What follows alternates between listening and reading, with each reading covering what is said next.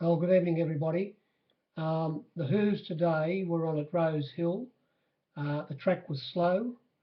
Rail was in the normal position. The wind was straight out of the south. They were running into it down the back straight, and it could have had a bit of a uh, effect on horses who were leading, as I say, in the back straight.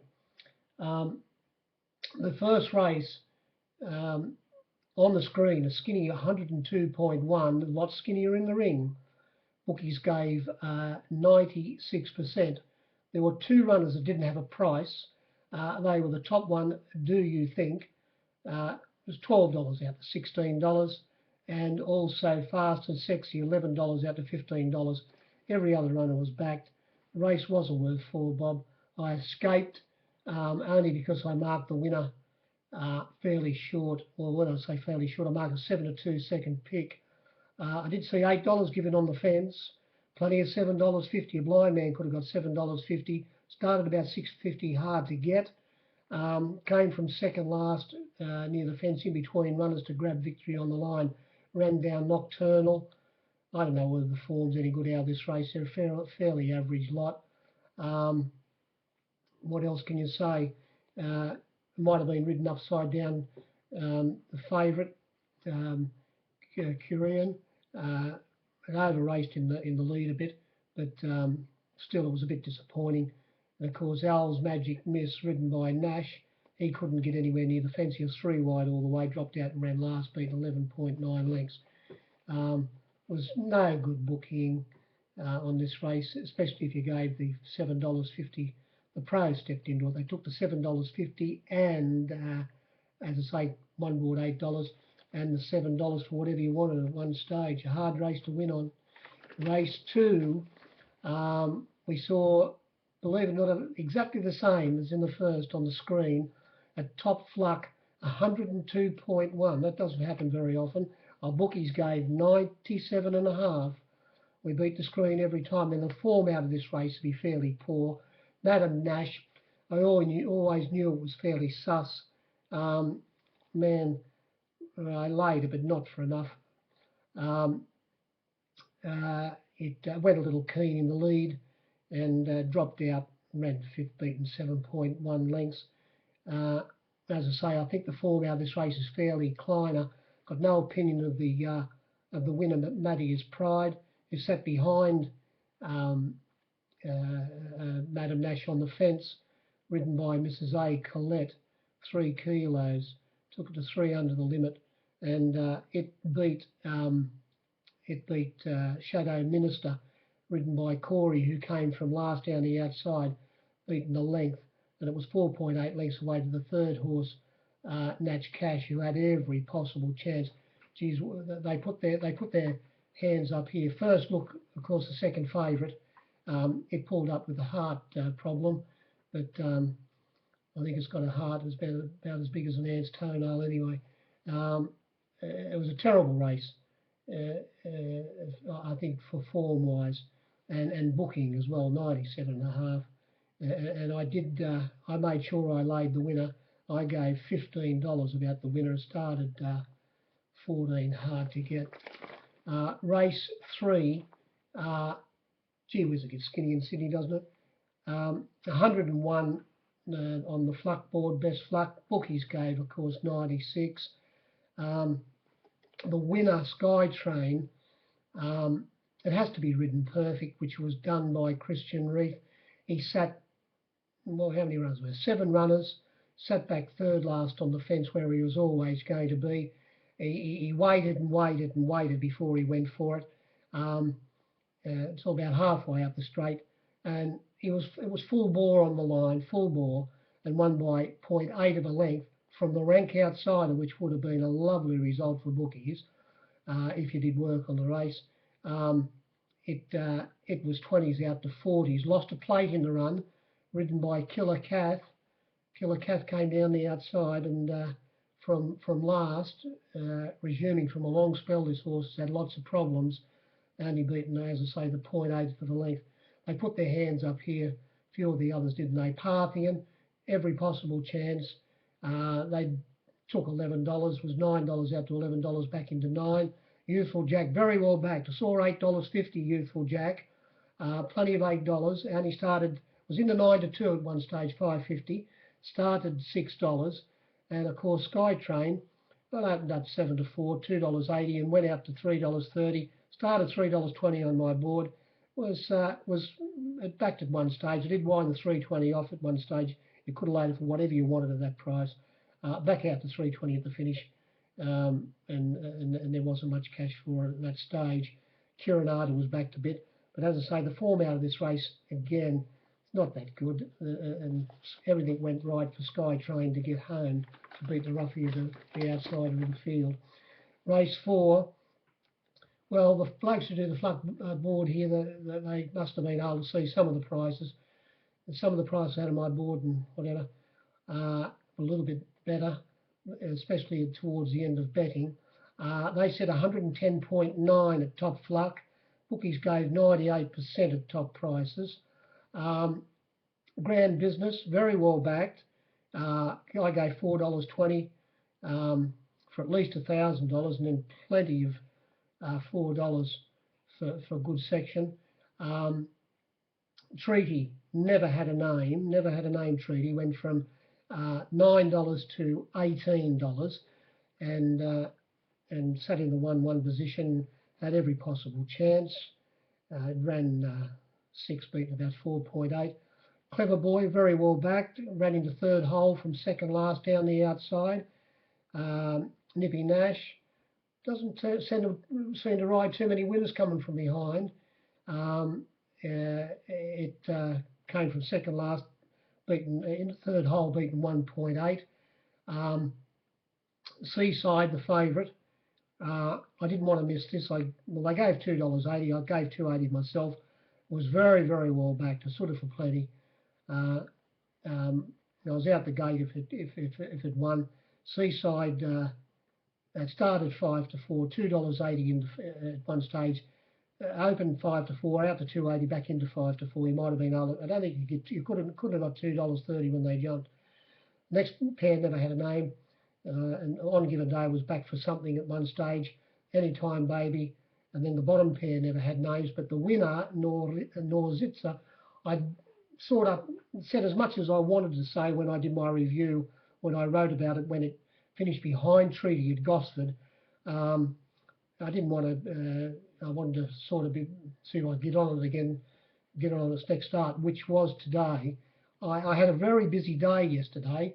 I had a stack of things to do, and there were 2 meetings on, and I had to watch tapes and get other things up to date and so forth and so forth. I sat down here last night, excuse me, after having dinner, turned on and had a look what the corporates are doing, and it was $26, plenty of it here and there. Why I never had a plate of it, I don't know. As I say, it finished behind Treaty at Gosford, beaten about 5.8 lengths or something like that, just off the top of my head. And so, look, I knew it was a very, very good horse. That day, you had to forgive its run altogether. It wasn't all after, I think it was Brendan Abdullah rode it. He balanced it up after turning, and the horse, that's when it really showed it could gallop, and it hit the line well. And like a fool, as I say, it was $26 last night, and because it hadn't been taken during the day and whatsoever, I said, well, I'll get the $26, well, I won't be laying it at that price tomorrow, which was today. And of course, it went up $15, and it was at $15 the pros. The pros, they're too clever. They just had a nice large plate, 15, 14, and they killed you for $12 at one stage. I was into $10. You couldn't get 11 on any board on the ground. Got to $11 right towards the finish. I never laid it, and I did lay plenty of runners in that race. So it was exactly the same as backing it, but I would have liked to have taken the $26 last night. Race 5. Now the fluck board here said 107.9 at top odds. And I must admit it wasn't a bad little race to work on this. 105%, you could squeeze something out of this, and when I say every runner was liable, Marinsky Reef, I laid it for plenty. $17 given. I had it right up there with the favourite sold at, who I thought was very skinny odds. I had it marked a lot longer than it started. I'd laid plenty against it in my last bet. Well, my last two bets I wrote in the race, and I was already standing the favourite for plenty. I was still 5 to 4 on, $1.80, 2.5 for 2 on, a bookie backing it back on the fence, but of course one of the pros, he had 7 monkeys off me the winner, cup of tea. Why I had up $8, I don't know, but I did. 7 monkeys the winner. They were the last two bets I wrote. Madiba Goal, who loomed up, well not loomed up, but just it had come from about 6th position in the run. Looked like it was going to poke through there at one stage and maybe get its nose out of the line. It finished up running third. The margins were 0.8. Cup of tea coming from last, winning the race, and the favourite sold at, who had every possible chance sitting outside the leader, running second, and just a nose away in third position was Madiba Gold. I don't know about this race form-wise. Well, Flight Command, I had 100 on my board when they jumped. It did set 3 wide the entire journey. So 3 wide the entire journey. Where did it run? 3, 4, 5, 6. It ran 7th and only beaten 4.2 lengths. So it was entitled to drop out. It doesn't say much for the others. And I must admit, there was I read in the stewards' report that there was an announcement made that Cup of Tea was going to be ridden quieter today. But I tell you what, I keep my ears pricked for those things all the time in the ring. When there are going to be riding changes, and for the life of me, I never heard it. You had to be privy, I think, somewhere else. Someone else might have known that, but I didn't know Cup of Tea was going back, and it did sit back in last posse. And that Horseman Bowman, didn't he show some vigour when he got outside Madiba Gold, who was ridden by Father Schofield, and Clever Karen McAvoy at the finish. He can sit a bit on the side there, Huey. He's a great rider, isn't he? Anyway, race 6, excuse me, 106.3 top odds on the screen. Bookies gave under the evens, they gave 99%.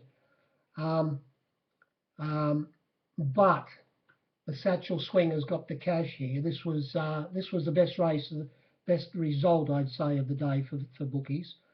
I must admit I wasn't tipping it, but thought it had some sort of chance, and I marked it longer than it started. Longer than it started. It was $12 out to 16 on my board when they jumped capers, and it got the chocolates, and the reason it most probably won, will finish up winning by 0.8 of a length from the visitor from Melbourne, 40-30, who was taken straight to the lead, hung in under pressure in the straight, ridden by Son Schofield, and the winner, ridden by Corey Brown. What a rider Corey is. Geez, he's a good rider.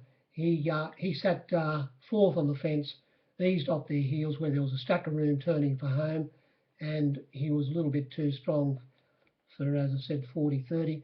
And Brian's Honour, who I did get to $15 towards the end of betting, later for a good bit of section. I didn't think it was in a race. It's not a racehorse. It had every possible, sat third behind them on the fence. And when 40-30 got off the fence, it got up on the inside. It did run third, beaten 1.6. What else do I say there? There were some runners. The favourite, Stout Hearted. It did the bookies its last 2 runs good turns, because today it opened up 5-2, got out to $4 on the fence. Don't know how that didn't appear in the flux screen. $4. Started 5-2, $3.50, hard to get. And you know, it sat back in third last, fourth last position, but it was never really going to win.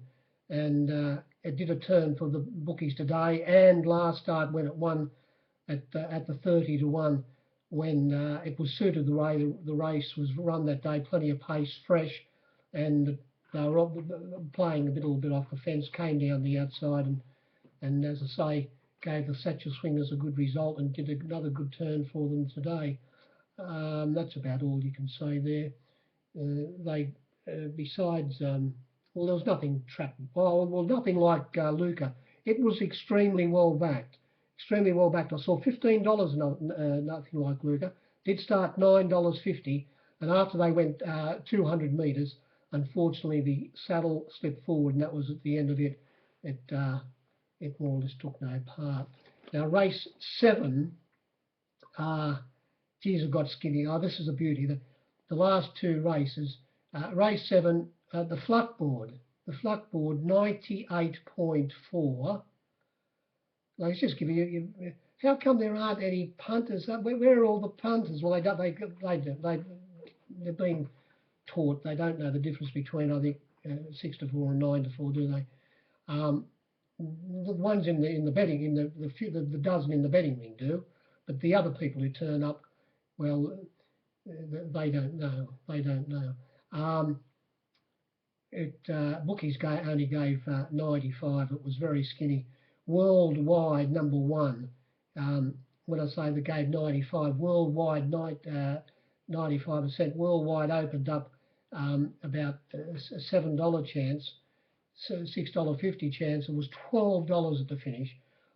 Mike Clark never wrote its name in the ledger worldwide, and it ran accordingly. Settled down last where it was always going to be, but it pulled out wide on the turn and just plugged away, beaten about 9 odd lengths. The winner, Brave the Way, ridden by Killer Kath O'Hara. Well, she sat 3 back on the fence and turning for home. One shot, the 90 to 1 chance. We shouldn't push it out of the way. She just got in between it and eased around the heels of the one in front of her, Anything, who dropped out and ran second last, beaten 14.6 lengths. It led last start Brave the Way and went pretty quick. And as I say, today got a lovely smother given by Kath. And when she eased around their heels turning for home, gee whiz, it showed a good turn of foot. I laid it very, very well. I didn't want to miss it. I did see $15 given. I gave 14 for a good bit of section. And it was $11 hard to get at one stage. The pros had a nice plate. They did take the 14, the 13 and the 12. Very, very well backed, the winner. But by the same token, the favourite, they backed it if there was no settling Collini. It only went up to 10 to 9, $2.10, but bookies quickly got it out to $2.80. $2.80 given on the fence, plenty of $2.60, and started only 5 to 4, $2.25, hard to get. And gee whiz, well, every fool's got to be right every now and again. I'm not going to tell you what price I marked it, but I marked it much longer than that. And there was a bit of a form line with Stout Hearted and Curayan. Well, Curayan ran all right, and I suppose Stout Hearted ran all right. But when they, more or less, I think they should have got a little bit better than they did. It didn't point to Collini's prospects, and especially the price. Ridden by Father Schofield, is sat back in 2, 4, 6, 7th position on the outside of Southern Sky.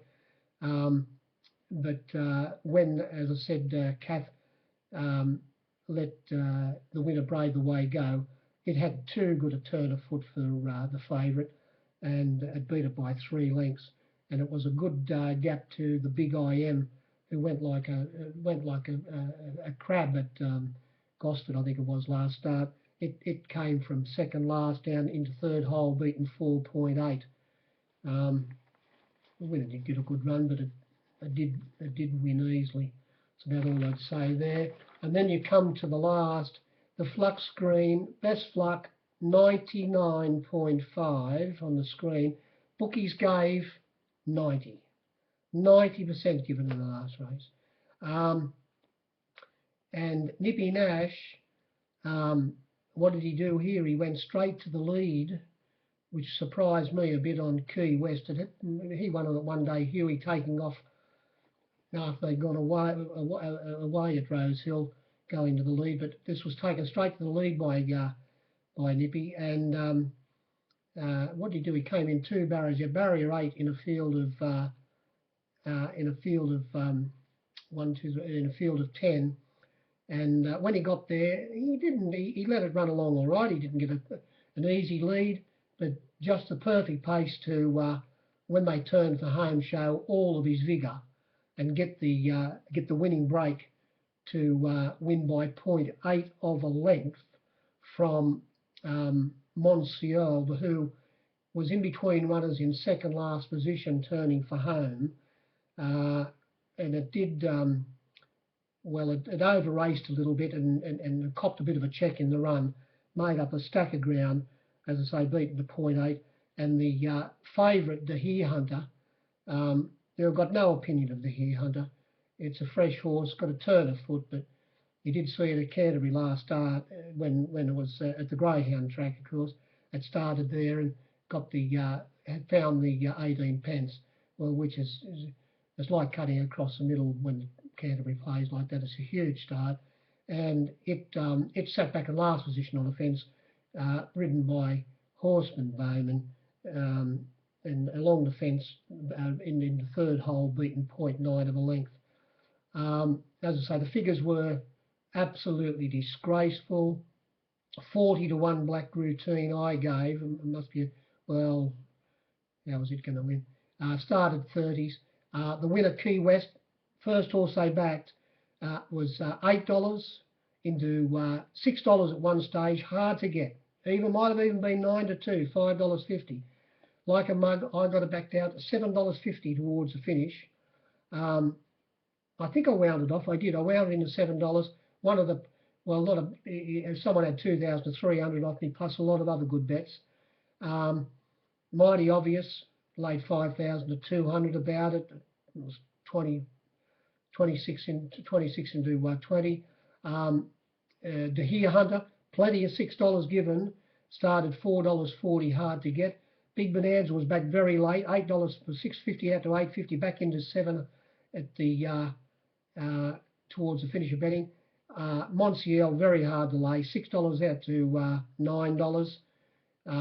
Under the Corsican Sun, I didn't want to miss it. I gave $11. Started 9. Spin Row, I missed laying Spin Row. Why I wound the $7 off at one stage, I don't know. Well, I do know because there were no figures there. Like you had to dodge and dart, and it was hopeless. As I say, bookies gave 90, but it started $7 on my board, and there was plenty of $7.50 given. Barrigan Boy, $21 given, started that price, and one of the similar to Key West, the second horse that they backed was One More Grand, was $12 given into $8 at one stage, $7.50, back out to 9 on my board when they jumped. But the winner, it was very, very well backed early in the piece, and if you went off at that stage, which I didn't, but I did lay towards the finish, you could have easily lost on the race. 90%. Jesus Christ, how do you win? Anyway, it was you walk through the gate at Rosehill, and there's a stack of cars in the car park, and people coming in, but they go into the pavilions.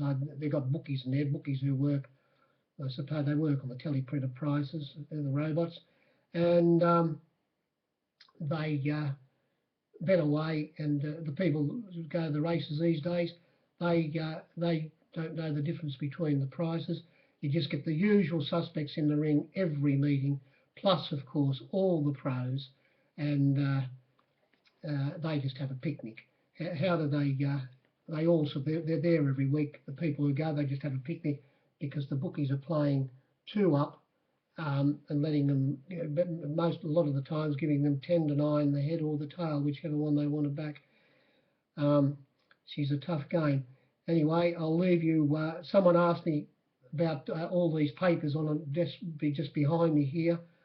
I have all my city meetings on photos, which I keep my prices on, and whatever. These are just the provincials, and I do maps on them and keep records, and they go into a system on my computer. But I refer to a few things on them. Records, I'll just leave you with this little quote. Records are the witness of the past, the present, and the possible future. Good evening.